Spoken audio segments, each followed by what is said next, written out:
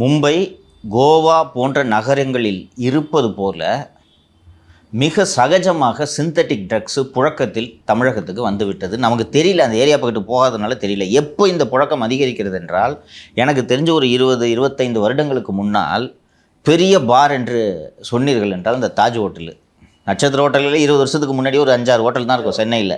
ட்ரைடண்ட்டு, breeze, லிமெரிடியன், இது மாதிரி ஒரு 5-6 ஹோட்டல் தான் பெரிய அளவு சொல்லிக்கொள்வது போல் இருக்கும். அதில் இருக்கக்கூடிய அந்த பார்கள் தான் சொல்லிக்கொள்வது ஒரு பெரிய அளவு பார்கள்.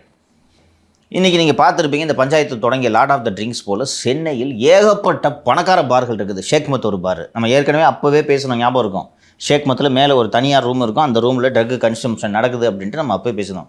இது மாதிரி இந்த lord of the drinks, radio room போல் இந்த செல்வ சீமான்கள் செல்லக்கூடிய பார். கிளப்ஸு தனி, கிளப்ஸு காலங்காலமாக இருக்கக்கூடிய race club, boat club, cricket club, இதெல்லாம் தனி. அங்கே போய் தெல் யூஸ் டு ஹேவ் ட்ரிங்க்ஸு. இது போல் போதை மருந்து புழக்கம் கூடிய சென்னையோட இந்த நைட் லைஃப் இன்க்ரீஸ் ஆக ஆக இந்த சிந்தட்டிக் ட்ரக்ஸோட புழக்கம் அதிகமாகிடும்.